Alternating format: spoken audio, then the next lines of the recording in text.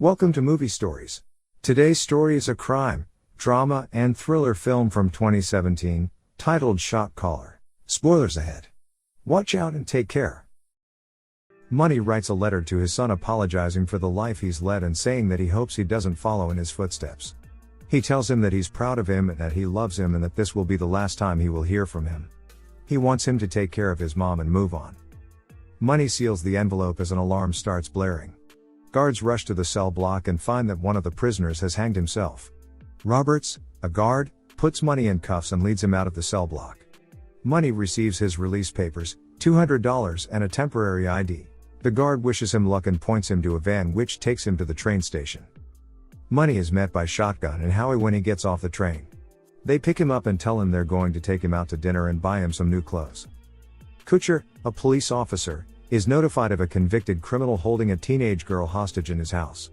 He goes up to the door and knocks, but there's no answer.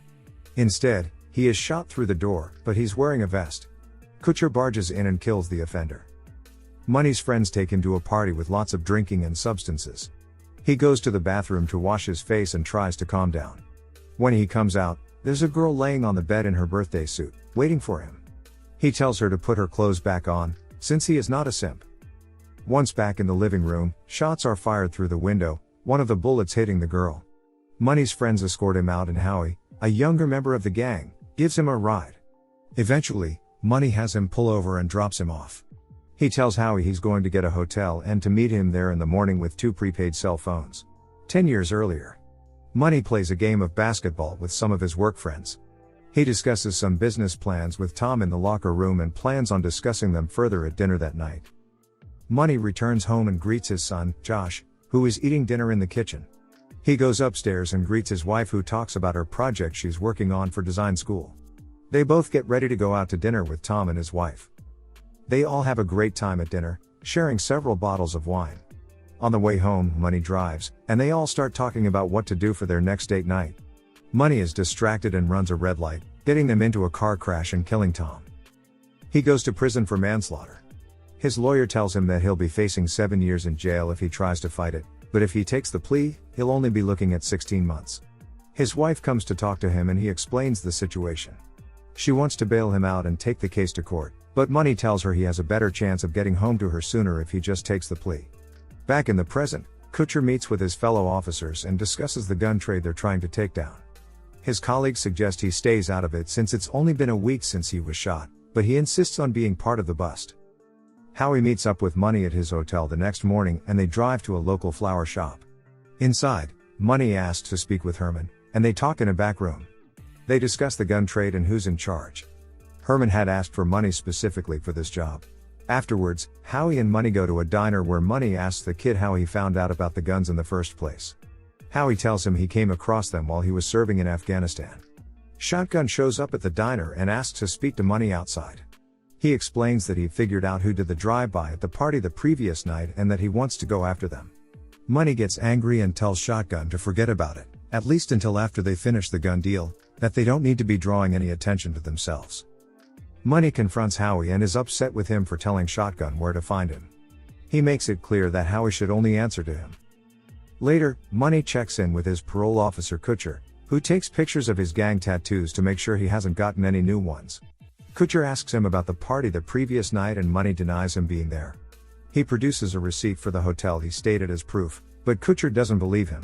Young Money is on a bus on the way to prison, where he will be kept with the more dangerous convicts because of his manslaughter charge.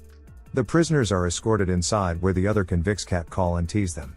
Money finds a bunk and settles in. That night, when the guard on duty leaves to go to the bathroom, several of the older convicts restrain and abuse one of the new prisoners. Money decides that he won't be taken advantage of while he's here. The next day, in the prison yard, Money is confronted by a convict who seems to already have a problem with him. Seeing that the rest of the prisoners are watching, Money decides to throw the first punch and beat the man. The guards break it up by pepper spraying the man and escort Money to a cell. The next day in the yard, Money is asked to meet with some of the other prisoners who saw what he was capable of and wanted to recruit him. They are a white supremacist gang and their leader, Bottles, advises him to join a gang quickly, because no one does well in prison on their own. Sometime later, Money has a visitation with his wife Kate, and she tells him that Tom's wife will be suing them for the wrongful death of her husband. Money instructs her to sell the house to pay for the lawsuit, but she refuses. She tells him she's going to drop out of design school and get a job instead. This upsets Money, and he makes her promise not to let his mistake affect her life. Money agrees to join the gang, and as a test, they have him smuggle a balloon full of dope from the main floor to the yard. When Money asks how he's supposed to get away with this, he's told he's going to have to use lube and shove it up his butt. He reluctantly agrees, already worried about what might happen to him if he disappoints them. He inserts the balloon that night, and the next day on the yard, one of the members guards him while he takes it out and then brings it to Bottles, who is satisfied. Back in the present, Money visits Kate, his wife, and goes to dinner with her. He gives her an envelope of cash, but she refuses it. She is angry at him for not having contact with her or Josh for the past 7 years, and she doesn't want his gang money. He assures her that the money he's trying to give her is clean, and that after she gets it notarized, it will be the last time she'll ever see him. Later, Money and the rest of the gang go to a punk show to discuss the gun deal. They make sure the guns are all still secure in the storage unit. They plan to take a moving truck to the storage unit and load it up. Shotgun seems distracted and nervous during the meeting. After they disband, Money tells Howie that he's going to take the truck. He follows Shotgun to the parking lot of a Mexican restaurant and watches him talk with Kutcher. Shotgun has been working with Kutcher as a spy for the gun deal, and Kutcher wants him to wear a wire. Shotgun protests, saying that if the gang catches him wearing it, they'll kill him. They agree to just continue tracking Shotgun's phone, but Kutcher warns him that if he loses service for even a second, they'll make sure his girlfriend doesn't get released and Shotgun will be sent back to prison. Money, frustrated with what he's seen, goes back to his hotel room to work out restlessly. He rifles through photographs of his family and sets all of his things neatly on the bed. Kate goes to visit Money the next day, to let him know that she got the money notarized. She brought Josh, even though Money didn't want her to. Josh is upset with him for not being in contact with them for so long, and he begs his father to come back home with them so they can help him. Money refuses and tells Josh to forget about him and slams the door in his face. No matter how much he wants to, he can't get them involved in his new life. He notices that he's being watched by officers outside his hotel, so he climbs out the bathroom window and takes a taxi to meet with Howie. He asks him how he met Shotgun, and Howie explains that he knew this guy in Afghanistan that was always talking about the white supremacist gang he was in. When they got back home, the guy introduced him to Shotgun. Back in the prison days, in the yard, Bottles explains to Money that in prison, you are either a warrior or a victim, and that he needs Money to kill a snitch for them. Money and another gang member get ready to kill the supposed rat as the guards let them all out of their cells to go to the yard. They pull the prisoner into a cell where Money stabs him to death, then change their clothes and walk with the rest of the prisoners like nothing happened. To further prove he's loyal to the gang, Money must participate in a prison riot in the yard. They all get ready and bring out their weapons, and the fighting begins. Most everyone gets stabbed, several people are killed, and Money is able to successfully kill someone who is targeting one of their members. The guards start shooting at prisoners to break up the fighting, and everyone is forced to lay on the ground.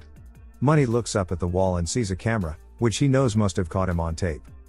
In court, with Kate in attendance, Money is sentenced to an additional 9 years for his participation in the prison riot and killing a man. As he is led away, he tells Kate to forget about him. Money is taken to a higher level security part of the prison and is given a new cell with another prisoner. They get along and work out together as they're both part of the same gang. They get 1 hour of yard time a day in different cages, so there's no chance of a riot. Money's new cellmate introduces him to Redwood, one of the gang's higher-ups. Money receives divorce papers while still in jail and signs them, glad that his wife is moving on. When being taken to the yard, Money is set up to where he has to fight another prisoner while they're both in cuffs in front of Redwood. The fight is quickly interrupted by guards with pepper spray. One day Roberts takes Money to the cage next to the Beast, their gang leader, to let them talk in private. The Beast explains that a lot of the cops think they run the show in prison, when the reality is that the prisoners are in charge. He explains that Roberts is one of the guards, who works with their gang. The Beast offers Money a higher position in the gang where he will get access to his own cell and lots of books to read. Money accepts. Years later, when Money is soon to be released, he gets a call from the Beast, who instructs him to handle a massive gun deal once he's out. Money protests, hoping to get his life back, but the Beast tells him that his loyalty to the gang ends when he's 6 feet under and threatens his family. In the present, Money goes to a hardware store and buys a bunch of supplies to help him cover his tracks. He tells the rest of the gang that he's going to Shotgun's house to pick him up for the deal. When he gets there, he confronts Shotgun about being a rat and kills him. He puts Shotgun's phone in his hand so police find it. When Kutcher finds Shotgun's body and the phone, he uses it to get information about where the gun deal is going to take place, and Money provides it, pretending he thinks Shotgun is still alive. Kutcher sends some of his men to go through Money's hotel room, and when they get there, they discover he's already gone. Money stops at a convenience store to get some supplies. Later, he arrives at the storage unit and tells the others that when he went to go pick up Shotgun, he wasn't there. He convinces them to follow through with the deal anyway, and they start loading the guns into the truck. On their way to the drop-off site, Money makes sure his phone is on so the cops can track it. He also sends coordinates to Kutcher. Howie drives the truck while Money sits in the passenger seat. The rest of the gang is in the back with the guns. Money puts a gun to Howie's head and asks how many guns there really are.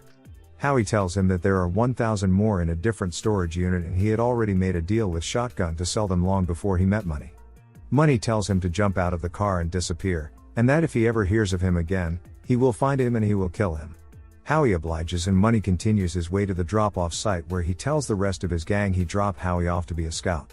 He meets with Herman and tells him that Shotgun was a rat and has been taken care of. He also tells him about the other 1,000 guns and suggests they go through with this deal to make everyone happy, and then after it's all over, they'll split the profit from the other guns. They shake hands on it as another truck pulls up to pick up the merchandise. The other men give Herman and Money a bag full of money, and just as they verify it, the cops surround them and start shooting. Herman and Money are arrested. Money is sent back to prison, and Kutcher tries to make a deal with him. If he gives up the beast, he can walk free, but Money refuses and says he's going to serve his time on death row. He is returned to his solitary cell, where he removes a razor he had hidden up his bum. Roberts takes him into the yard to meet with the beast in their separate cages. The beast is furious about Money having killed Shotgun and getting everyone caught, and says he will kill his family. When Roberts approaches to take Money back inside, Money pulls the razor on Roberts and locks him in the cage. He takes Roberts' key and unlocks the beast's cage. He lunges at him, but Money slits Beast's throat, killing him. Before releasing Roberts, Money makes him agree to write up a report saying that the beast attacked him first and he was just defending himself. Roberts also has to agree to get his death row sentence reduced to a life sentence. He also says that since he killed the beast, he is in charge now, and Roberts agrees to everything. Sometime later, Kutcher gets a text from Money with the coordinates to the storage unit, where he finds the other gun stash. One day Money receives a letter from his son.